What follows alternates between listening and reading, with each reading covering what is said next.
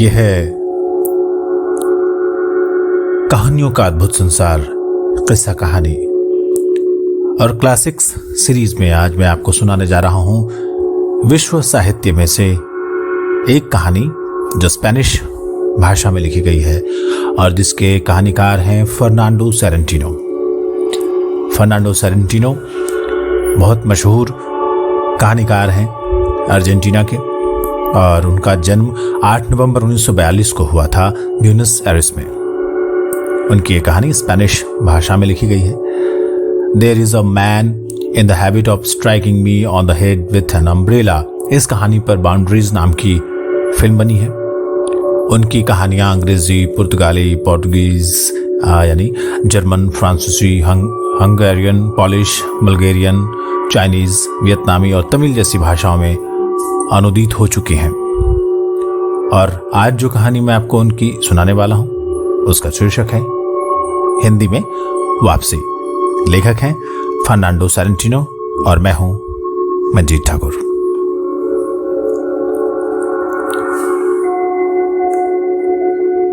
उन्नीस 1965 में मैं 23 साल का था और हाई स्कूल में भाषा तथा साहित्य का शिक्षक बनने के लिए पढ़ रहा था। सितंबर की हवा में वसंत की खुशबू आने लगी थी। एक भोर मैं अपने कमरे में पढ़ रहा था। उस ब्लॉक में केवल हमारा घर अपार्टमेंट बिल्डिंग था और हम 6ठी मंजिल पर रहते थे। मुझे बहुत आलस लग रहा था और जब तब मेरी निगाह खिड़की के बाहर जा रही थी। वहां से मैं सड़क देख सकता था। सड़क के पार कोने वाले घर का संजा संवरा बूढ़े डॉन सेसारियो का बागीचा भी। उसके घर का आकार करीब करीब पंचकोण था। डॉन सेसारियो के बाद वाला भले लोगों का सुंदर घर बेर्नास्कोनी परिवार का था। उसकी 3 बेटियां थीं और सबसे बड़ी बेटी एड्रियाना के प्रेम में मैं था। इसलिए जब तब दिल के हाथों मजबूर किनारे रास्ते की ओर आंख डाल लेता।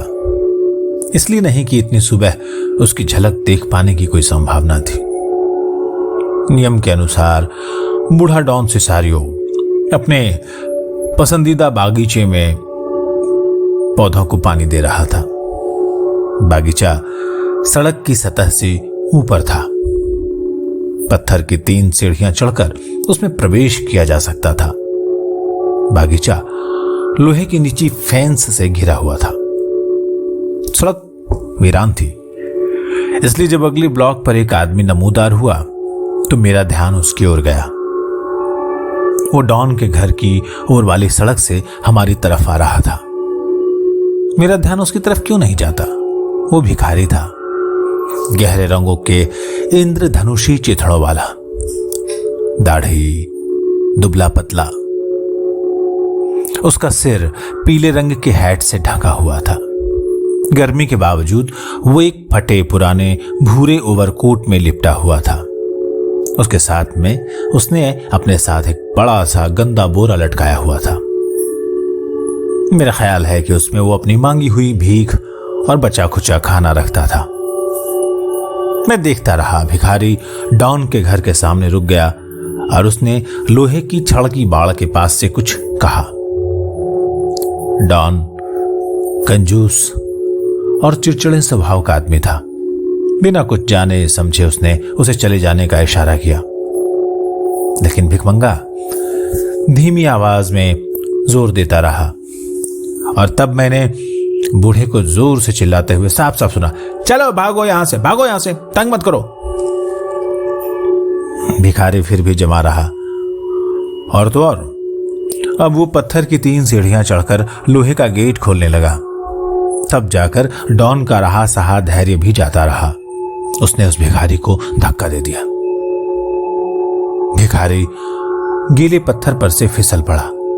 उसने लोहे की छड़ पकड़ने की कोशिश की पर नाकाम रहा। वो जमीन पर धड़ाम से गिर पड़ा। थोड़ी ही देर में मैंने देखा उसके पैर आसमान की ओर उठ गए और जब नीचे आए मैंने उसकी खोपड़ी फटने की तेज आवाज सुनी। डॉन नीचे सड़क की ओर दौड़ा। वो भिखारी पर झुक गया। उसने उसकी छाती का मुआयना किया। डरे हुए बूढ़े ने तत्काल उसे पैर से पकड़ा और घसीटकर मोड़ तक ले गया।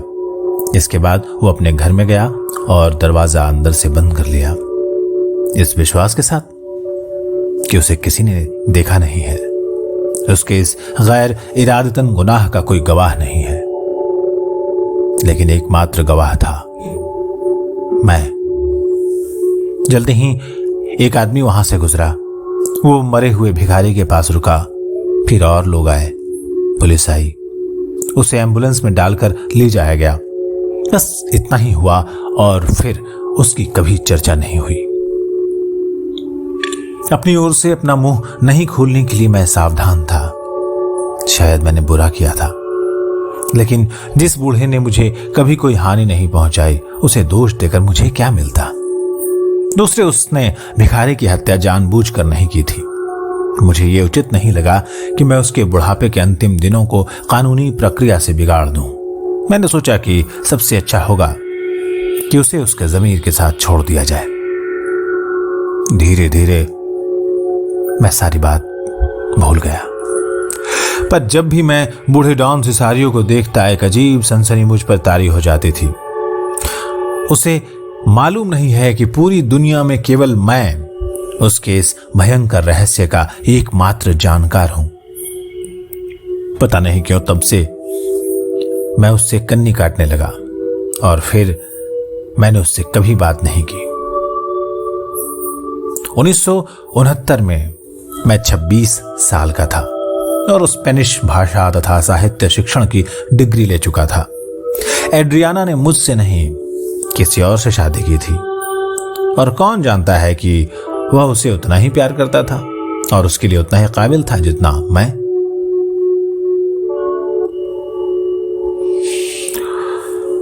खैर, उस समय एड्रियाना अपने पूरे दिनों से थी और प्रसव कभी भी हो सकता था। वो अभी भी उसी खूबसूरत घर में रहती थी और दिन और भी सुंदर होती जा रही थी। उस उमस भरी गर्मी की दिसंबर की भोर में परीक्षा की तैयारी कर रहे कुछ लड़कों को मैं ट्यूशन दे रहा था और हमेशा की आदत के मुताबिक जब तब उस उदास नजर के साथ सड़क की ओर देख लेता था। अचानक मेरे हृदय की धड़कन रुकती हुई महसूस हुई। मुझे लगा कि मैं किसी हेलुसिनेशन का शिकार हो गया हूं। 4 साल पहले जिस रास्ते पर डॉन सिसेरियो ने भिखारी को मारा था, ठीक उसी रास्ते पर वो चला रहा था। वही चीथड़े कपड़े, भूरा ओवरकोट, बिढंगा स्ट्रॉ हैट और वही फटा पुराना बोरा। छात्रों को भूलकर मैं खिड़कियों की ओर दौड़ा। भिखारी धीमे कदमों से आ रहा था, मानो अपने नियति के करीब आ रहा हो। वो जिंदा हो गया है, मैंने सोचा, और डॉन सिसेरियो से बदला लेने आया है। खैर, अब वो किनारे से होता हुआ लोहे की बाड़ से आगे बढ़ता रहा और तब वो एड्रियाना के घर के सामने रुका। उसने कुंडी सरकाई और घर के अंदर चला गया। मैं अभी आया, मैंने छात्रों से कहा और पागल की तरह लिफ्ट की ओर भागा। सड़क पर निकला और दौड़ते हुए एड्रियाना के घर में घुसा। उसकी मां दरवाजे पर खड़ी थी, मानो कहीं जाने वाली हो। उसने मुझसे कहा, अरे वाह, अरे अजनबी, तुम यहां कैसे? वो हमेशा से मुझे पसंद करती थी। उसने मुझे बाहों में भरा और चूम लिया, लेकिन मेरी समझ में कुछ नहीं आ रहा था। तब मुझे पता चला कि एड्रियाना इसी पल में मां बनी है और वो लोग बहुत खुश थे। मैं अपने विजेता प्रतिद्वंदी से हाथ मिलाने के सिवा और क्या कर सकता था। मुझे मालूम नहीं था कि कैसे पूछूं और मन में मैंने तर्क किया कि चुप रहना है या नहीं, और तब मैंने एक बीच का रास्ता निकाला। बेध्यानी से मैंने कहा, असल में मुझे लगा कि एक गंदे बड़े बोरे के साथ कोई भिखारी आपके घर में चुपचाप घुसा है, इसलिए बिना घंटी बजाए मैं आ गया। मुझे लगा कि वो कुछ चुरा कर न ले जाए। वे लोग मुझे हैरत से देखने लगे। भिखारी, बोरा, चोरी। वे सब लोग सारे समय सामने के कमरे में थे और उन्हें समझ में नहीं आ रहा था कि मैं क्या कह रहा था। तब मुझसे जरूर कोई भूल हुई है, मैंने कहा। तब वे लोग मुझे वहां ले गए जहां एड्रियाना और शिशु था। ऐसी स्थिति में क्या कहना चाहिए मुझे कभी समझ में नहीं आता है। मैंने उसे बधाई दी, उसे चूमा, बच्चे को देखा और पूछा कि वे लोग बच्चे को क्या नाम देंगे। उन लोगों ने बताया कि उसके पिता की तरह उसे गुस्ताव नाम देंगे। मुझे फर्नांडो नाम देना अच्छा लगता, पर मैंने कुछ नहीं कहा। घर लौटकर मैंने सोचा वो भिखारी ही था जिसे डॉन सिसेरियो ने मारा था। ये बक्का है, वो बदला लेने वापस नहीं आया था, शायद एड्रियाना के बच्चे के रूप में पुनर्जन्म के लिए आया था। लेकिन 2-3 दिन के बाद मुझे अपना यह विचार बकवास लगने लगा और फिर मैं धीरे धीरे इसे भूल गया। मैं इसे हमेशा के लिए भूल जाता अगर 1989 की एक घटना मुझे फिर से इसकी याद न दिला देती। मेरी उम्र बढ़ रही थी और अब मैं खुद को पहले से कम योग्य समझने लगा था। खिड़की की बगल में बैठकर मैं एक किताब पढ़ने की ध्यान लगाने की कोशिश कर रहा था, लेकिन मेरा ध्यान इधर उधर भटक रहा था। एड्रियाना का बेटा गुस्ताव अपने घर की समतल छत पर खेल रहा था। यह उसकी उम्र के बच्चे के लिए एक बचकाना खेल था। मैंने सोचा बच्चे को अवश्य उसके पिता का भोंदू दिमाग मिला होगा। अगर मेरा बेटा होता तो अवश्य ही मनोरंजन के लिए इतना बेकार खेल नहीं चुनता। उसने छत को बांटने वाले हिस्से पर खाली डिब्बों की कतार रखी हुई थी और 3-4 फुट दूर खड़ा होकर पत्थर से उन्हें गिराने की कोशिश कर रहा था। स्वाभाविक था कि सारे पत्थर पड़ोसी डॉन सिसेरियो के बागीचे में गिर रहे थे। मुझे लगा कि बूढ़ा ये देखकर अवश्य पगला जाएगा कि उसके सारे फूल नष्ट हो गए हैं। ठीक उसी समय डॉन सिसेरियो घर के बाहर बागीचे में आया। वो सच में बूढ़ा हो चुका था। कठिनाई से डगमगाता हुआ, एक एक कदम रखकर चलता हुआ, धीरे धीरे वो बागीचे के गेट तक आया और नीचे जाने के लिए 3 सीढ़ियां उतरने की तैयारी करने लगा। ठीक उसी समय गुस्ताव ने, जिसने बूढ़े को नहीं देखा था, एक डब्बे को मार गिराया। डब्बा 2-3 गुलाटियां खाकर तीर की तरह जोर से डॉन सिसेरियो के बागीचे में गिरा। सीढ़ियों की ओर जाता बूढ़ा आवाज सुनकर अचानक घुमा और संतुलन गंवा बैठा। पहली सीढ़ी पर उसकी खोपड़ी छितरा गई। मैंने ये सब देखा, लेकिन न तो बच्चे ने बूढ़े को देखा, न ही बूढ़े ने बच्चे को। किसी कारण से गुस्ताव छत से चला गया। कुछ क्षणों में डॉन सिसेरियो के शव के पास तमाम लोग जुट गए। जाहिर सी बात थी, दुर्घटना के कारण फिसल कर गिरना मौत का कारण था। अगले दिन मैं काफी पहले जग गया और खुद को खिड़की के पास खड़ा कर लिया। मैंने देखा सड़क पर बहुत सारे लोग सिगरेट पी रहे थे और बातें कर रहे थे। वे लोग कुछ घृणा और बेचैनी से किनारे हट गए जब एड्रियाना के घर से एक भिखारी निकला था।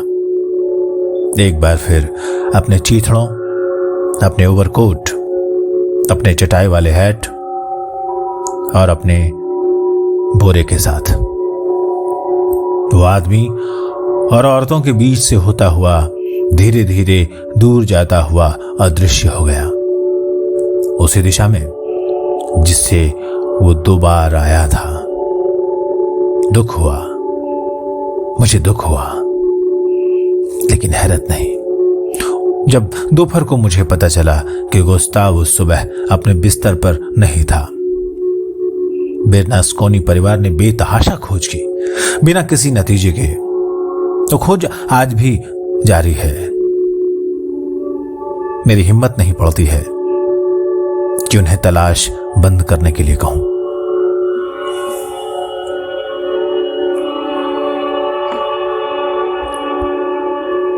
तो ये थी अर्जेंटीना के महान लेखक फर्नांडो सेरेंटिनो की स्पेनिश कहानी,